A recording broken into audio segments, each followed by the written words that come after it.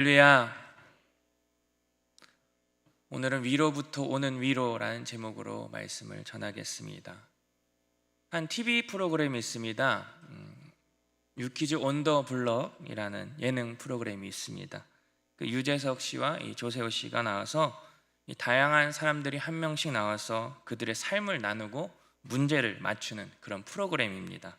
몇 년 전에 어떤 한 여배우가 나와서 자신은 이 사람들의 눈물 연기를 하는데 도움을 줄 수 있다라고 얘기를 했습니다. 쉽게 말하면 그 자신의 그 감정을 전달을 해가지고 상대가 눈물을 흘릴 수 있게 한다는 거죠. 그래서 조세호 씨에 다가가서 눈을 마주치면서 눈물을 유도하는데 제가 말로 설명하는 것보다는 한번 방송 영상을 잠깐 보도록 하겠습니다. 여기 상황을 보지 마시고요. 눈치 보지 마시고 네. 지금은 저 눈만 보세요. 그리고 저한테만 집중을 해주세요. 네. 예, 제가 뭐라고 하는지 제 마음을 읽어주세요. 네.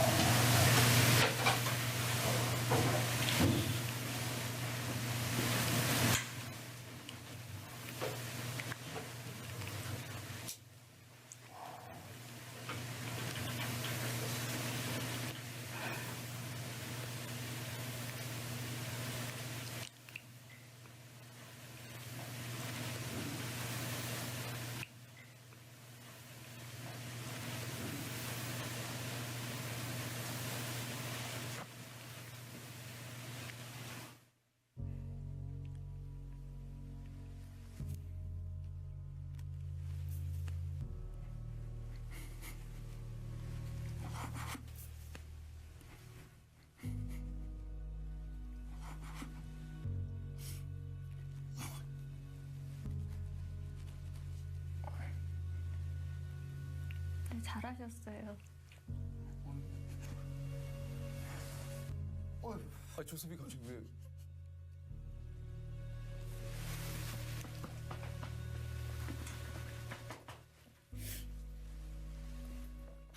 영선 씨도 좀. 예. 와, 어휴. 아니 근데 나 너무 놀랐어요. 진짜 솔직히 나 이거 지금 장난이 아니라. 아니 갑자기 조셉이 예. 왜 우는 거? 와, 아니, 잠깐 예. 아니 진짜 와. 퀴즈 좀 주세요. 와. 좀 주세요. 예, 아니 조셉이 갑자기 왜 우는 거지? 어휴. 저기 영선이 누나한테 뭐 잘못한 거 있어요? 아니, 너무 감사해요. 저한테 집중을 잘해주셔서. 아니 진짜. 진짜로. 지금 이게 안 멈췄으면 막 오열을 했을 것 같은데요. 예. 우리 배우님께서 눈빛으로 그냥 저를 어루만져 주셨어요. 이야. 그냥 제가 요즘에 많이 드는 생각이 그래도 뭐 저도 사람인지라 누군가한테 위로받고 싶고 뭐 예를 들면 한 번 있죠, 친구한테 있죠. 기대고 싶고 이런 적이 있지만 예. 그냥 생각만 했었는데 방금 눈빛으로 저를 너무 위로해 주시고 지금도 너무 잘하고 있고 앞으로 잘할 거예요라는 응원을 계속 보내주시니까 저도 모르게 그냥 너무 그냥 울컥하면서 눈물이 야 흘렸던 근데 것 같아요. 나는 지금 영선 씨의 눈빛을 보지도 않았는데 네. 어떻게 그게 느껴졌을까? 와. 네, 여기까지입니다. 여러분 방금 영상을 보셨듯이 조세호 씨가 이런 얘기를 했죠. 저도 사람이라 누군가한테 위로를 받고 기대고 싶다는 생각을 했는데 눈빛으로 너무 위로해 주셨습니다. 앞으로 잘할 거라는 응원이 느껴져서 울컥했다라고 이렇게 고마운 마음을 전했습니다. 아마 이 프로그램을 몇 년 전에 보신 성도님들 계셨다면 나도 울었는데 라고 하신 분도 계실지 모르겠습니다. 사실 저도 이거 보고 울었습니다. 아무튼 이 영상이요 인터넷을 타고 퍼지게 되는데 수많은 사람들이 이 영상에 댓글을 달기 시작했습니다. 대부분이요 나도 울었어요, 잘하고 있어, 위로하고 그 마음을 어루만져 주는 것 같은 느낌이에요. 또 어떤 댓글은요 이거 보고 우는 사람들 누군가에게 분명 위로가 필요할지도. 또 어떤 사람은요 뭔가 이걸 보는 순간 엄마가 내 손 꼭 잡고 다 괜찮아, 넌 열심히 했고 노력했어, 수고했어 내 아가야 이렇게 말해주는 느낌이 들었다고 글을 남긴 것을 봤습니다. 저는 이러한 댓글을 보면서요 정말 이 세상에 많은 사람들이 누군가의 위로가 필요하는구나 라는 걸 느꼈으면서 그러면서 이들에게 하나님의 위로가 더해진다면 얼마나 좋을까라는 생각을 하게 되었습니다. 이 세상 사람들뿐만 아니라 우리 주위를 보면은요, 힘겨워하고 지쳐있는 사람들이 많이 있어요. 물질의 문제, 가정의 문제, 자녀의 문제, 직장의 문제, 건강의 문제, 또 신앙의 문제를요, 이 삶에서 어려움을 당하고 있을지도 모르는 이 사람들에게, 우리 모든 성도님들에게 하나님의 위로가 필요하다는 거예요. 사랑하는 성도 여러분, 이 시간 우리가 말씀 안에서 하나님께로부터 오는 위로를 받으시길 소망합니다. 그래서 제목이 위로부터 오는 위로예요. 먼저 우리가 베드로전서의 배경을 잠깐 살펴보겠습니다. 이 당시에는요, 로마의 식민지 아래에 있었어요. 로마의 문화를 잠깐 살펴보면요, 이들은 수많은 신들을 섬겼습니다. 여러 신들을 동시에 섬기기도 했고요, 또 언제 어느 곳에서 그 신들을 모두 인정하고 숭배했다는 거죠. 이들은 거리낌이 없었습니다. 또한 다른 신들, 나머지 들어오는 신들도요, 배척을 하지 않았어요. 그 당시에 로마에 있는 수많은 신전과 산당들을 보면 이들의 종교적 활동이 얼마나 광범위했는지를 알 수가 있죠. 그렇다면 생각을 한번 해볼게요. 유일신 하나님만을 섬기는 기독교인들에게 있어서 이 다신을 섬기는 로마 시대의 사람들과의 그 사회 속에서 갈등이 있었을까요? 없었을까요? 당연히 갈등이 생기죠. 기독교인이라면, 진짜로 예수님을 믿는 크리스찬이라면 이 로마 시대에 있는 그 수많은 신들은요, 전부 우상이 되는 겁니다. 우상으로 보는 또 기독교인들을 사회에서는 좋게 보지는 않았을 거죠. 또 한 가지 더 로마 시대 상황을 좀 보면요, 로마 시대 그 당시에는 인권윤리라는 게 없었어요. 어떤 문화가 있었냐면요, 아기를 낳는데 만약에 여자아이거나 혹은 장애를 낳은 아이는요, 버렸던 관행이 있었어요. 버려진 아기는요, 죽거나 아니면 누군가에 의해서 노예로 길러졌다는 거죠. 또 이러한 권리는 아버지에게 있었다고 합니다. 그러니까 아버지가 이 아이를 식구로 인정하지 않았을 경우요, 그 아기를 버렸다는 거예요. 이게 로마 시대 문화의 하나였어요. 또 하나가 뭐였냐면, 여러분 영화 글래디에이터를 보신 분은 아실 거예요. 검투사가 나와서 싸우는 장면이 있죠. 이들은 검투사 경기를 즐겨했어요. 노예들을 검투사로 양성해서 목숨을 걸고 싸우게 했죠. 또 맹수들과 싸우기도 하고요, 또 노예들과 죄수들의 처형으로 또 맹수를 넣기도 했죠. 또 그 안에서 또 크리스찬들을 또 핍박하면서 또 그 안에서도 맹수들을 넣기도 했죠. 너무나 잔인한 문화라는 겁니다. 또한 이들은 성문화도 매우 문란했어요. 그 시대에 몸을 파는 사람, 또 정부, 심지어 이 소년들과도 좋지 않은 관계를 용인이 되었다고 합니다. 그러니까 이런 문화와 이런 그런 사상들이 아무렇지도 않은 시대였다는 거죠. 그렇다면 오늘 본문에 나오는 지역이 어떤 지역일까요? 본도와 비두니아, 갈라디아, 갑바도기아, 그리고 아시아. 이게 오늘날 대부분의 이 터키라고도 하죠. 영토에 해당되는 겁니다. 이들은 그 당시 로마 제국의 영토였고요, 또 소아시아에 위치하는 로마 제국의 행정 지역들이었어요. 그러니까 이러한 시대와 배경 속에서 이 여러 지역에 예수님을 믿는 사람들이 흩어져 있었다는 거죠. 그래서 베드로는 예수님을 구주로 믿고 살아가는 그리스도인들과 그들이 섬기는 이 교회들에게 이 땅에서 성도로서 어떠한 정체성을 가지고 어떠한 삶을 살아야 되는지를 말하고 있다는 겁니다. 그래서 또 베드로전서를 보면은 이 윤리적인 부분에 대해서도 기록이 되어 있어요. 가정에서 혹은 사회에서, 국가에서, 그러니까 예수님을 믿는 사람이 어떻게 행동하고 어떻게 살아야 되는지를 말씀하고 있다는 겁니다. 그래서 여러분, 이러한 관계와 상황 속에서 그리스도인들에게 다가오는 고난과 핍박과 어려움은 분명히 있었다는 것이죠. 그래서 사도 베드로는 편지의 첫 내용에서 이렇게 이야기합니다. 우리 1절 다시 한번 읽겠습니다. 시작.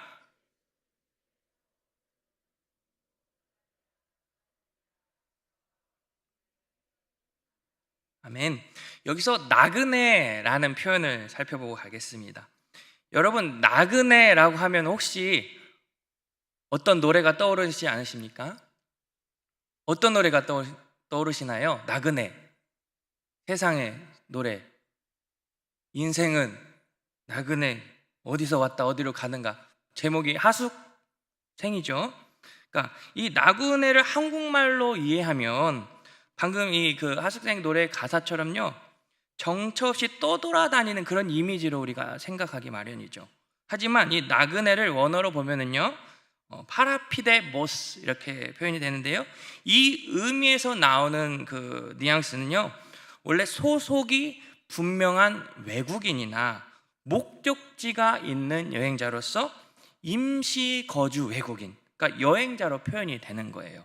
그래서 나그네는 이 편지에서 하나님의 백성이 이 땅에서 거류민이고 잠시 거주하는 자라는 것을 우리 그 개념으로 이해할 수가 있다는 겁니다.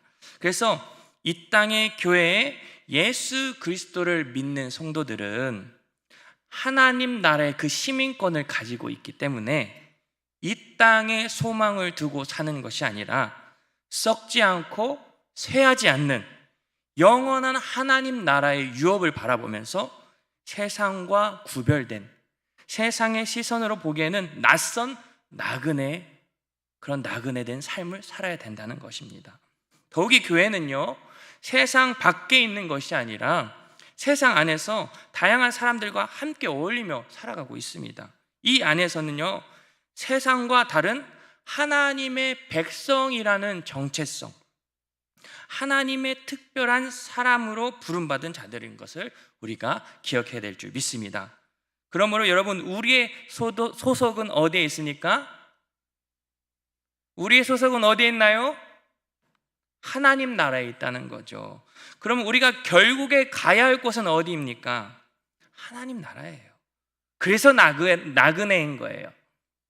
목적지가 없어서 떠도는 인생이 아니라 가야 할 곳이 있고 가야만 하는 우리는 나그네인 줄 믿습니다. 우리 2절 보겠습니다. 본문 2절에 보면은요, 자세히 읽어보신 분이라면 무언가를 발견할 수 있어야 돼요.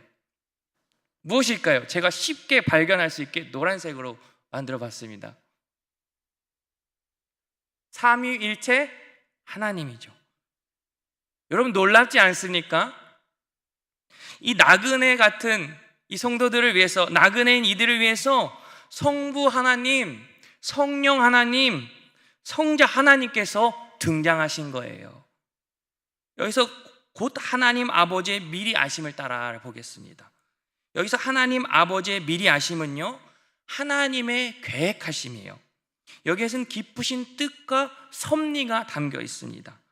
그 계획은 창세 전부터 미리 알린 바 되셨어요. 즉 예수 그리스도께서 인간을 구원하시기 위해서 이 땅에 오심을 계획하시고 하나님 아버지의 뜻에 따라 예수님은 순종하셨습니다. 그러니까 다시 말해서 성부께서는 택하시고 성자는 구속하시고 성령은 성화시킴으로써 삼위일체 하나님의 그 완벽한 일하심이 이루어지고 이 교회를 위해서, 성도를 위해서 함께 하셨다는 말씀인 거죠. 저는 이 말씀을 보면서요, 많은 위로를 받았습니다. 왜냐하면요, 오늘 말씀에서 성도는 혼자가 아니라고 말씀하고 있습니다. 교회는 혼자가 아니라고 말씀하고 있는 거예요. 누구와 함께 하십니까? 성부 하나님, 성령 하나님, 성자 하나님. 그러니까 삼위일체 하나님의 존재만으로도 이 땅을 살아갈 수 있는 힘이 되는 거예요. 하나님께서 우리와 함께 하신다는 사실만, 그 사실 자체만으로도 마음의 위로가 되는 거예요. 사랑하는 성도 여러분, 우리가 어떠한 삶을 살아내느냐 이전에 우리가 어떠한 존재인지를 알아야 돼요. 그것은요, 창조주 하나님께서 우리를 지으셨다는 겁니다. 그리고 하나님과의 관계가 끊어진 인간들을 회복시키기 위해서 예수 그리스도를 이 땅에 보내시고 십자가에 죽게 하시고 그 그 예수님은 3일 만에 부활하셨습니다. 하늘에 오르셔서 우리를 홀로 놔두시지 않으시고 성령을 보내주신 줄 믿습니다. 그러므로 하나님께서는요, 하나님은 우리와 함께 하시기 위해서 우리를 지으셨고, 함께 하시기 위해서 이 땅에 인간의 몸을 입고 오셨고, 함께 하시기 위해서 성령을 보내주신 줄 믿습니다. 할렐루야. 그리고 지금도 우리와 함께 하신다는 사실이죠. 힘들고 외로울 때 누군가 내 마음을 알아주고 내 눈빛만 봐도 나의 마음을 이해해 준 사람이 있다면 얼마나 힘이 되고 위로가 될까요? 근데 그런 상황 속에서 함께 있는 거예요. 옆에 있는 거예요. 함께 힘듦을 나누고 그 어려움을 이해해 주고 공감해 주고 힘이 된다는 거죠.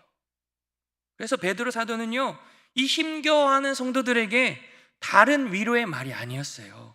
성부 하나님, 성령 하나님, 성자 하나님의 함께 일하심의 선포로 그들에게 힘을 북돋아 줬다는 겁니다. 여러분 상상을 한번 해볼까요? 위대하시고 어미하신 하나님께서 등장하셔서 우리를 위해서 일하신다는 겁니다. 교회를 위해서 함께 일하신 줄 믿습니다. 신앙생활하면서 하나님께서 우리와 함께 하신다는 것을 늘 인지했으면 좋겠습니다. 혼자서 신앙생활하는 게 아니에요. 혼자서 우리가 삶을 꾸려나가는 게 아닙니다. 죄송하지만 세상 말로 표현한다면 우리에게는 든든한 그 백이 계신다는 거예요. 그러므로 여러분, 세상으로부터 힘을 얻으려고 하지 마시고 하나님으로부터 힘을 얻고 위로를 받으셨으면 좋겠습니다. 삼위일체 하나님께서 여러분과 함께 하심을 믿습니다. 우리 2절 보겠습니다. 다시 여기 핏부림을 얻기 위하여. 핏부림은요, 이 구약의 출애굽기 말씀을 떠올릴 수가 있습니다. 출애굽기 24장의 말씀을 보면요, 이런 내용이 담겨 있어요. 이스라엘 백성들이 이제 하나님과 언약을 맺기 위해서 모입니다. 그 단 위에는 12기둥이 있고요, 이제 제물이 드려집니다.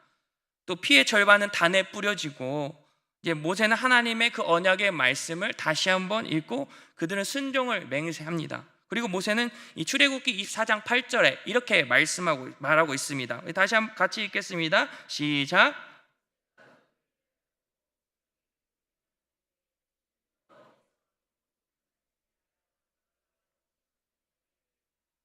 아멘. 여러분, 이 핏부림은 무엇을 의미하는 것일까요? 이 언약의 피는요, 이 하나님과 올바른 관계로 서기 위해서 그 백성들에게 필요한 용서와 정결하게 하심을 의미합니다. 그렇다면 예수 그리스도의 핏부림은 무엇을 의미할까요? 성부 하나님께서 계획하시고 성령 하나님께서 거룩하시게 하시는 그 목적이 예수 그리스도의 핏부림을 통하여서 죄인된 자를 정결케 하시고 의롭게 하시는 겁니다. 우리가 잘 알다시피 이 구약의 제사는요, 그 하나님과의 관계를 회복시키기 위해서 양이나 소와 같은 제물이 희생이 되었어요. 그러나 이제는 더 이상 짐승의 피를 뿌리는 것이 아니라 예수의 피로 말미암아 인간은 죄의 씻음을 받고 하나님의 진노의 대상에서 벗어나게 되었다는 거죠. 즉 예수님의 죽음은 하나님의 그 공의를 만족시키는 죽음이고 죄와 사망을 죽이시는 죽음입니다. 우리 베드로전서 1장 18절에서 19절 말씀 같이 읽겠습니다. 시작.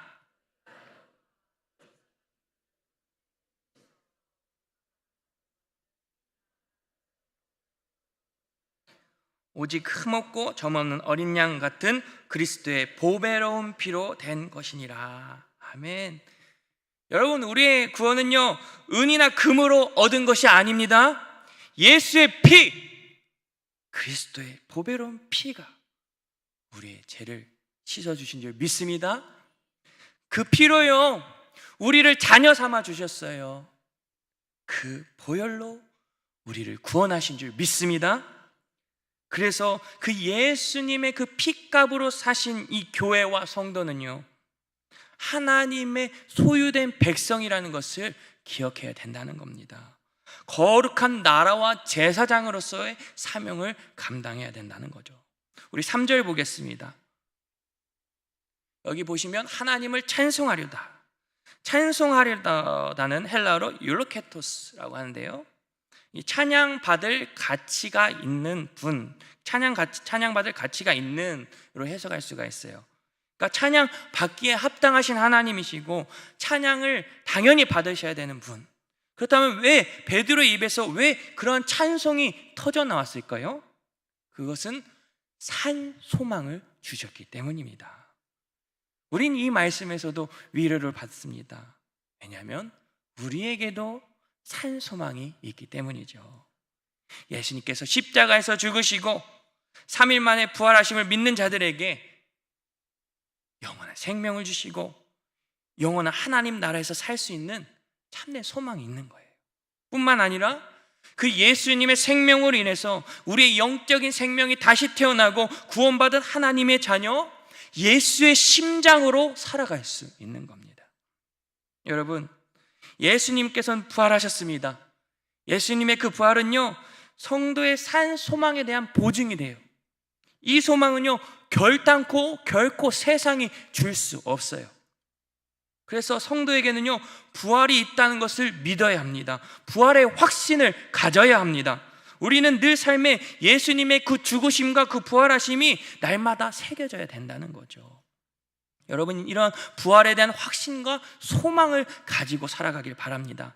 예수님께서 말씀하셨죠. 요한복음 11장 25절에 예수께서 이르시되 나는 부활이요 생명이니 나를 믿는 자는 죽어도 살겠고. 아멘. 오순절 성령 강림 이후 베드로도 이렇게 설교했습니다. 우리 사도행전 2장 31절에서 32절 말씀 읽겠습니다. 시작.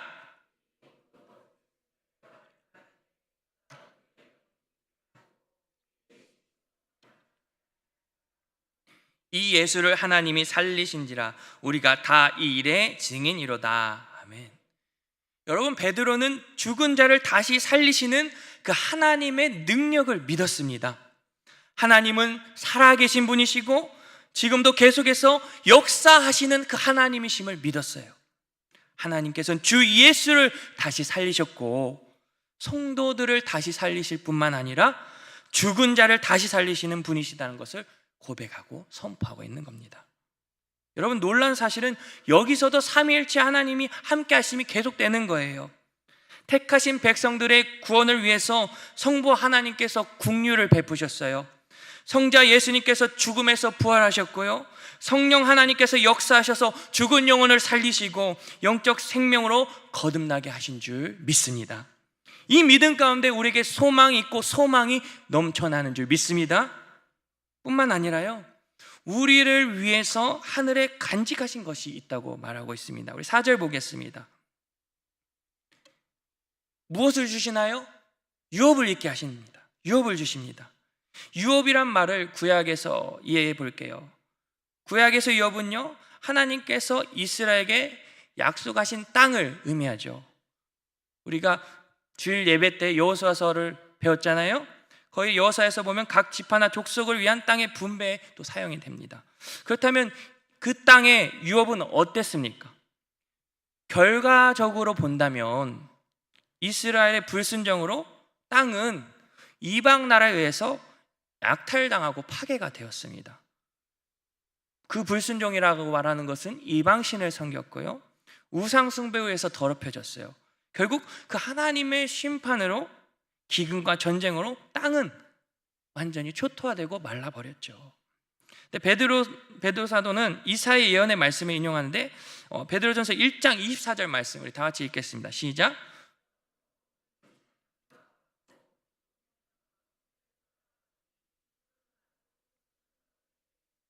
실제로 이스라엘 백성들이 그들이 겪어야만 했던 그 이스라엘은요, 비참한 역사가 있었다는 거예요. 세상은요, 영원하지 않다는 것을요. 하지만요, 하나님의 말씀은 성취되었어요. 25절 보겠습니다. 시작. 오직 주의 말씀은 세세토록 있도다 하였으니 너에게 전한 복음이 곧 이 말씀이니라. 아멘. 그 약속으로 예수 그리스도께서는 말씀으로 오셨고 말씀대로 오신 줄 믿습니다. 그리고 말씀대로 약속을 이루신 줄 믿습니다. 그래서 예수 그리스도를 믿는 자들에게 썩어가고 더럽고 쇠하는 이 땅이 아니라 썩지 않고 더럽지 않고 쇠하지 않는 하나님 나라의 그 유업을 간직해 주셨으니 계속해서 성도들은 믿음과 소망의 삶으로 달려갈 수 있다는 거죠. 또 하나님께서는요, 하나님을 향한 믿음이 흔들리지 않도록, 하나님 나라에 대한 소망이 사라지지 않도록 어떻게 하셨나요? 우리 5절 보겠습니다. 하나님의 능력으로 보호하심을 받았느니라. 하나님의 능력으로 보호하십니다. 여기서 보호하심이다라는 표현을 보면은요, 문자적으로 보면은요, 어떤 도시를 지키거나 목자가 양무리를 밤새 지키거나 혹은 간수가 제수를 옥에 나오지 못하도록 지키는 것과 마치 이 철통과 같이 지켜서 보호하는 그 모양을 의미한다고 합니다. 여러분, 이 말씀이 놀라운 말씀이지 않습니까? 세상으로부터, 원수로부터, 여러 가지 상황과 환경으로부터 교회와 성도를 하나님께서 보호해 주신다는 거예요. 왜냐하면 성도의 본향은 하나님 나라이기 때문입니다. 성도는요, 하나님께 속한 존재이기 때문입니다. 그러니까 하나님 나라를 향해서 걸어가는 사람들이기 때문에 그 발걸음이, 그 믿음의 길이 멈춰지지 않도록 보호해 주시는 거예요. 그러므로 이 땅의 교회의 방향과 성도의 시선들이 언제나 하나님 나라를 향해서 있어야 된다는 거죠. 세상과 똑같은 시선으로, 똑같은 방향으로 걸어가서는 안 된다는 겁니다. 또한 믿음의 시선과 그 신앙의 방향이 흔들리지 않도록 주님께서는 이 땅의 교회와 성도들을 철통같이 보호하신다는 사실을 믿으시길 바랍니다. 우리 6절 보겠습니다. 우리 같이 읽겠습니다. 시작.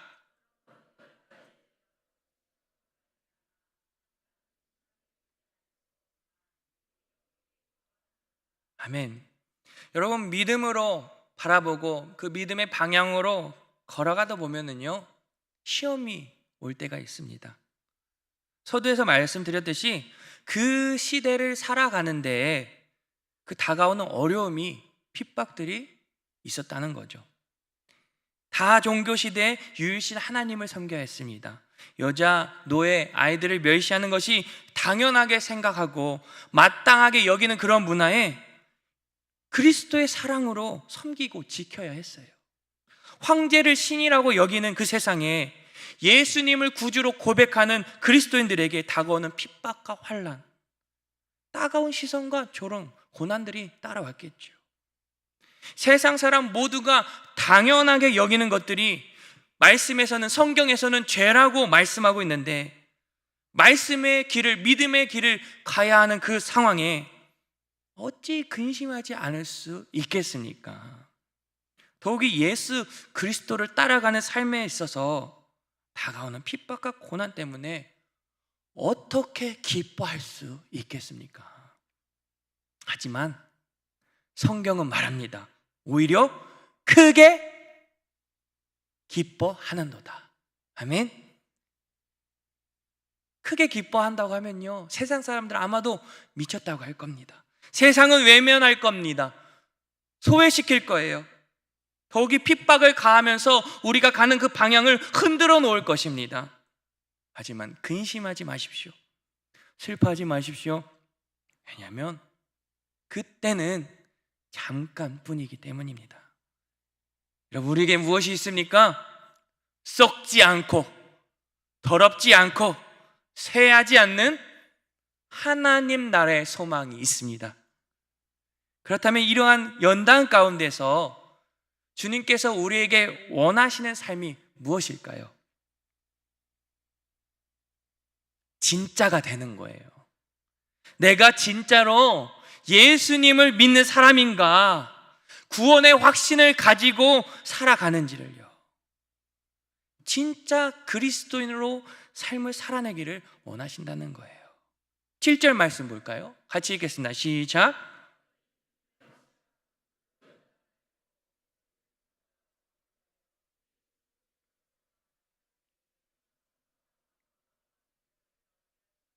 아멘.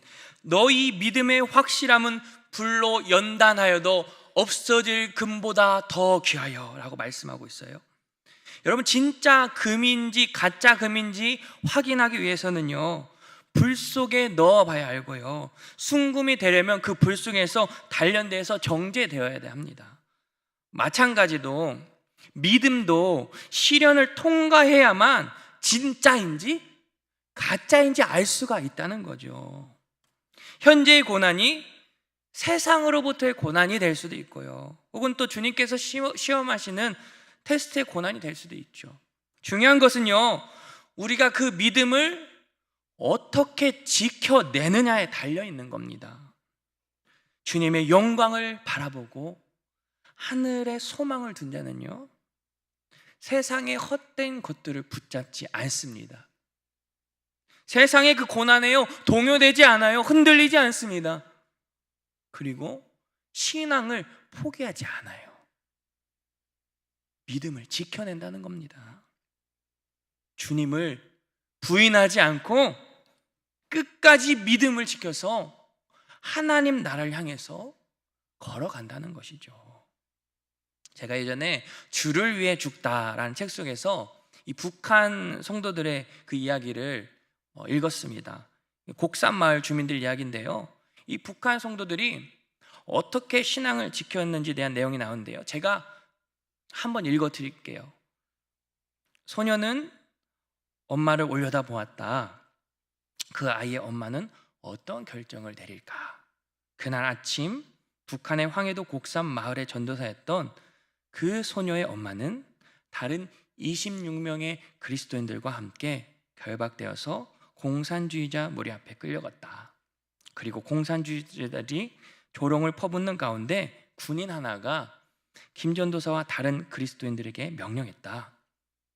예수를 부인하라. 그렇지 않으면 모두 죽을 것이다. 그녀는 등골이 오싹해지는 것을 느꼈다. 그러나 그리스도께서 살아계심을 누구보다 더 확실하게 믿고 있는 그녀에게 그분을 부인하라고 강요한들 무슨 소용일까? 김 전도사는 물론이고 26명의 그리스도인들은 그들의 구세주를 부인하기를 거부하였다. 그러자 구군이 다시 소리를 쳤다. 예수를 부인하라. 그렇지 않으면 너희의 자녀들을 교수형에 처할 것이다. 소녀는 엄마를 올려다보았다. 소녀는 엄마가 자기를 얼마나 사랑하는지 잘 알고 있었기 때문에 엄마의 손을 꼭 붙잡고 있었다. 그러자 소녀의 엄마가 몸을 숙여서 소녀의 귀에 대고 확신과 평화가 넘치는 음성으로 속삭였다. 사랑하는 딸아, 오늘 천국에서 만나자꾸나. 이번에도 그리스도인들은 예수를 부인하지 않았다. 공산주의자들은 그들의 자녀들을 즉각 교수형에 처했다. 공산주의자들은 김 전도사와 26명의 그리스도인들을 포장 공사가 한창인 도로로 끌고 나가서 거대한 도로 포장용 롤러 앞에 강제로 눕혔다. 공산주의자들은 그들에게 마지막 기회를 주었다. 예수를 부인하라. 그렇지 않으면 저 룰러에 뭉개질 것이다.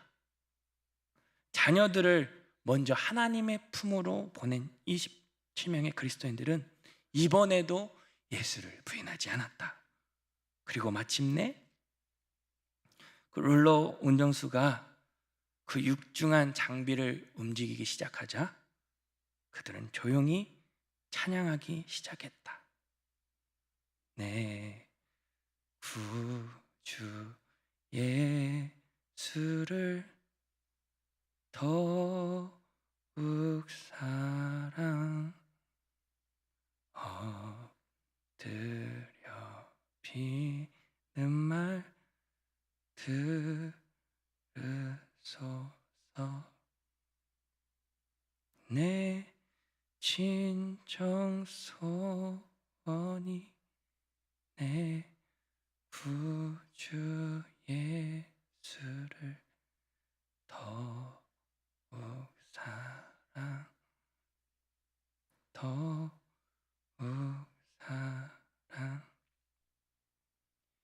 북한 성도들은요, 주님을 부인하고 이 땅에서 편안한 삶을 누리기를 거부했어요.